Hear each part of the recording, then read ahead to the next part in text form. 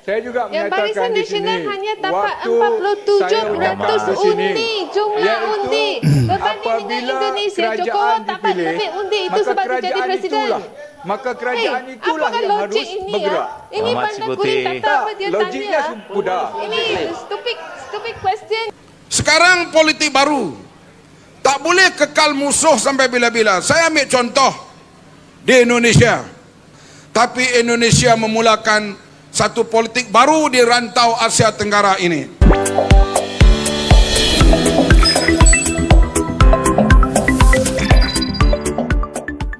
Assalamualaikum warahmatullahi wabarakatuh. Halo teman-teman, jumpa lagi di Aryan M Channel. Oke, buat teman-teman yang klik video ini, seperti biasanya saya harapkan mudah-mudahan teman-teman masih dalam kondisi sehat walafiat, dan jangan lupa dukung channel ini dengan cara like juga subscribe.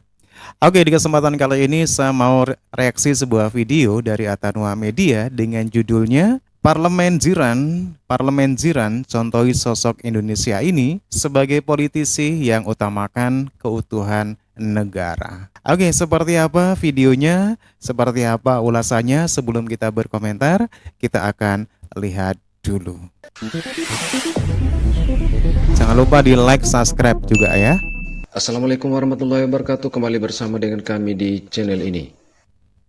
Oke, berbicara sistem politik dan demokrasi antara Malaysia dan Indonesia memang tidak bisa kita samakan karena sistem politik di dua negara ini berbeda-beda. Namun mereka kadang menyoroti perkembangan politik di Indonesia dengan aneka perspektif dari para pakar maupun politisi di negara jiran. Jokowi dah buat satu formula politik yang paling dahsyat, maha dahsyat di Asia Tenggara. Dia berlawan dengan Prabowo ni 2014 menang, 2019 menang. 2019 tu maksudnya kita kata masyarakat Indonesia tu hampir terpolarisasi lah daripada atas sampai bawah kan. Itu. Sampai ada rusuhan kan. Rusuhan, ya. Dia mengatakan kemenangan Jokowi tu tak sah. Betul. Tiba-tiba Jokowi jadi presiden, dia hantar tawaran dekat Prabowo jadi Menteri Pertahanan. Jokowi berjaya menundukkan Prabowo dan Prabowo ikut dia. Dia menjadi guru politik adalah Jokowi. Di Malaysia, walaupun Ed Hamidi mengakui Anwar Ibrahim adalah guru kepada dia, tetapi Anwar Ibrahim perlukan UMNO. Betul tak? Itu tak? Ya, maksudnya kat Malaysia ni dinamik politik ni tu berbeza lah. Walaupun kita kata unity government, Anwar bersama dengan Ed Hamidi, tetapi hakikatnya banyak jawatan diberikan kepada UMNO. Menteri paling banyak pun dalam UMNO. Mungkin lah kan, dari segi formula lebih lah sikit dia kata. Tapi itulah, nak kata kematangan politik di peringkat Indonesia tu kan, dia hebat lah kita kata. Di Indonesia, ketika keadaan panas seminggu, 2 minggu sebelum berlangsungnya pemilu di Indonesia, Presiden Jokowi dan lawan yang Prabowo berada di pentas untuk menyampaikan idea-idea yang mereka cuba bawa kepada rakyat Indonesia untuk menjadikan rakyat mereka matang dalam memilih idea mana yang lebih berkesan kepada negara mereka. Tetapi di pentas-pentas politik Malaysia, lihatlah apa yang terjadi. Kita terus dimomokkan dengan perbezaan parti, perbezaan bangsa, perbezaan agama, kebencian meluap-luap. Di Indonesia ekonomi dia besar, roda ekonomi dia berat, tetapi apabila roda ekonomi ini bergerak sedikit saja, mereka akan jauh meninggalkan kita. Fikirkan guys, fikirkan. Dan ada suatu fenomena dalam demokrasi di negara jiran yang kadang Indonesia menjadi salah satu contoh, termasuk peran tokoh-tokoh politik di Indonesia. Selain figur Presiden Jokowi sebagai salah satu figur politisi yang cukup trending, ada juga figur yang sering menjadi pembahasan dari politisi di negara jiran sebagai salah satu contoh negarawan yang tidak mementingkan ego politiknya meskipun beberapa kali kalah dalam pertarungan politik. Betul-betul itu satu ulasan yang cukup tepat.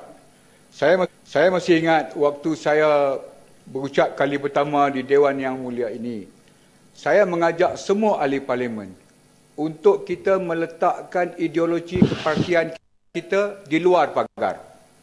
Di sini kita semua harus bersatu berfikir, berjuang untuk rakyat. Tapi itu juga bedanya Prabowo dengan ketua pembangkang di Malaysia. Nyoroti Prabowo ya. Ini pemimpin yang hatinya besar untuk melihat negaranya ini Minta dimaju. penjelasan. Walaupun dia tidak menjadi presiden. Dia bukan nak jadi presiden kerana dia nak jadi presiden, dan bila dia tak jadi presiden, biarlah negara ni porak-peranda. Biarlah negara ni hancur kerana aku bukan jadi presiden. Tapi di sini kita sedar, walaupun keputusan telah pun dibuat, kerajaan telah pun dipilih, Minta tapi penjelasan. pembangkang masih lagi nak merasakan bahawa mereka ini Tengok adalah ni, kerajaan. Saya tanya dulu. Dan saya juga menyatakan Saya tanya dulu, dulu. Tengok dia bagi Minta siapa. penjelasan. saya juga Yang menyatakan Barisan di Nasional sini, hanya dapat waktu 47% saya menyatakan di sini, jumlah iaitu undi. Berbanding dengan apabila Indonesia, Jokowi kerajaan dapat dipilih, lebih undi. Itu maka sebab dia jadi kerajaan presiden. maka kerajaan itulah apakah yang logik harus ini bergerak. Ini Ahmad pandang Sibuti. kulit kata apa dia Logiknya tanya. mudah. Ini stupid question. Wow. Answer in a stupid, Stupid. way. Apa?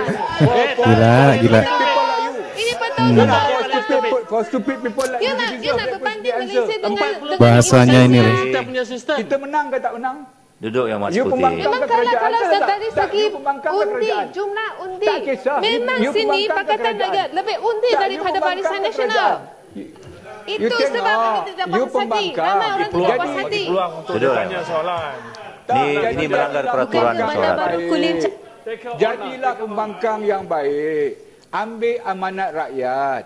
Rakyat nak pembangkang yang baik. Ini bermaksud Rakyat rakyat nak mahu Benda baru pembangkang kulit, bukan rakyat kata mahu tadi nak rakyat jadi ideologi Pembangkang kita itu bagi oposisi orang ya. pada Barisan Bangun Nasional. jangan bercakap, bangun minta izin yang hormat.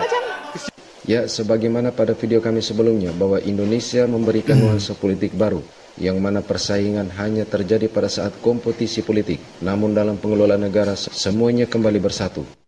Sekarang politik baru. Tak boleh kekal musuh sampai bila-bila. Saya ambil contoh di Indonesia. Prabowo 2 kali lawan Jokowi. Dan undi mereka perolehi dekat. Hanya selisih tak sampai 5%. Jokowi lawan Prabowo lawan Jokowi. Hari mengundi selalunya saya ada di Jakarta. Selisihnya begitu dekat. Okey, Jokowi jadi presiden, dia menang. 4 tahun yang lalu, sekali lagi mereka lawan. Jokowi menang lagi. Tapi perkara yang mengejutkan dilakukan oleh Jokowi, dia undang Prabowo masuk dalam kabinet dia. Dia lantik jadi Menteri Pertahanan. Menteri Pertahanan Indonesia amat hebat. Karena di bawahnya dekat 1 juta ABRI, Angkatan Bersenjata Republik Indonesia banyak hebat. Tapi Jokowi berani lantik musuh politik dia jadi Menteri Pertahanan. Selepas itu politik Indonesia begitu stabil sampai hari ini, pelabur asing masuk begitu hebat. Indonesia sekarang memacu ekonomi ke hadapan. Ini model politik baru. Yang dulunya kamu kalah, pembangkanglah sampai bila. Saya ingat pilihan akan datang. Tapi Indonesia memulakan satu politik baru di rantau Asia Tenggara ini. Dan hadirin sekalian, kita pun begitulah juga. Oke, dalam pengelolaan negara dan percaturan politik, bahwa ada koalisi dan oposisi itu merupakan sesuatu yang wajar.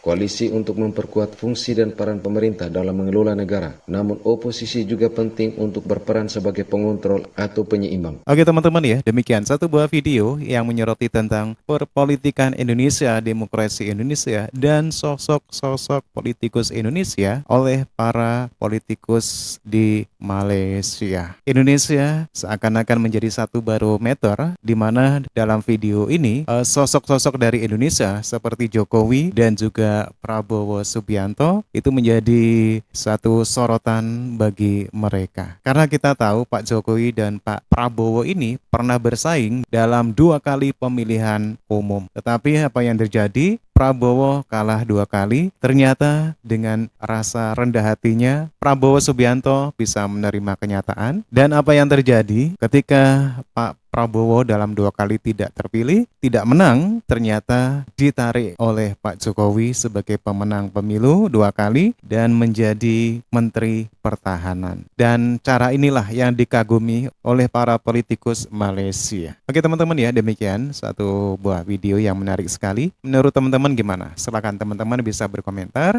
Jangan lupa tinggalkan like and subscribe. Terima kasih dan wassalamualaikum warahmatullahi wabarakatuh.